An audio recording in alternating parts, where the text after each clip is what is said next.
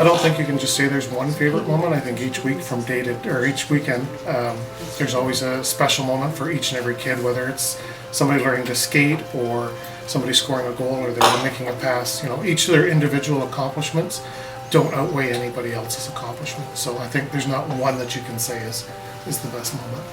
If you've got a family and a child has an intellectual disability and they're not sure whether they're going to be able to play hockey, we have a full set of equipment for them that we loan to them.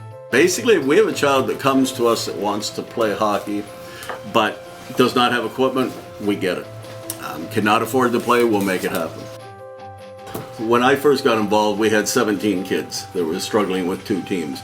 And we wanted to grow, and we knew that our program was working for the children, and we also knew that we needed to get the children to come in, and we needed to convince the families that George Bray is a good opportunity for their child, and that our program will work and help their kids not only flourish in hockey, which is not really all about, it's the life skills that they can learn to use in the game of hockey.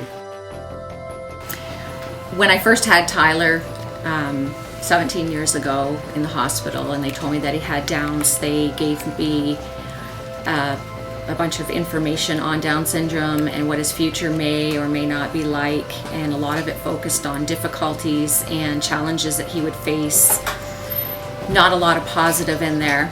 And had there been a brochure in there on George Bray hockey and some of the other things that are out there for the kids, it would have really made things a lot easier to deal with or to handle. I actually rather enjoy watching them play hockey. It's nice as a parent to actually see them, you know, excelling in an area when we've had so much trouble with them participating in things, and gives me an hour that I don't have to worry about being with them and, you know, making sure that they're doing okay. The coaches are there to do that, and I can sort of be a parent as opposed to always being right at their side, helping them through everything. Being able to see themselves be successful, they're faced with challenges every day, and being able to be a part of a team. The whole thing in a sport is giving the child the confidence. And once that child has the confidence, that child has amazing abilities like each and every one of us.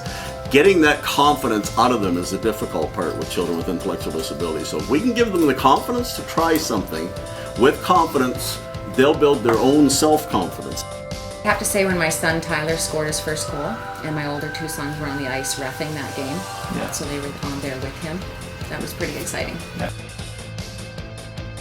I have a magical puck, I call it. You know, parents will say to us, wow, is that ever amazing, you've taught my son to skate.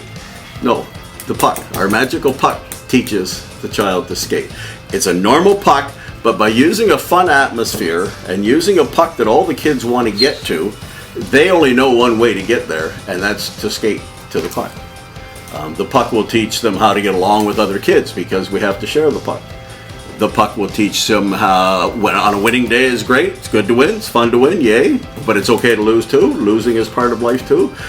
Right from the taking almost an hour to go from the door to the blue line, and then now seeing him in the senior division, high-fiving and having a great time and having friends and scoring goals and just having fun. That's it. It's just an overall accomplishment, that's all. The biggest problem with society and youth and adults and children with special needs is the fact that we all try to fit them into the existing programs. And if they could adapt to that program, then they wouldn't have an intellectual disability. So we basically will never cookie cutter a child when they come here. We'll see what they need, and then we just make it happen. I value the friendships. I think the friendships and the family feeling.